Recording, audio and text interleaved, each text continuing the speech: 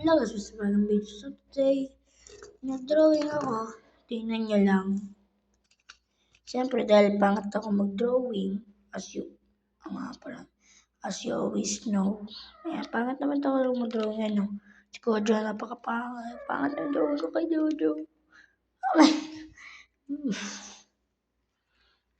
Okay. Iba yan. Ito pinakapangit bro. What happened to Toji? Ano ginawa ko kay Koji? Oh my god.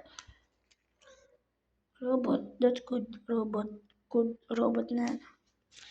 Yung natin guys. Ayun. Oh my god. Oh my god.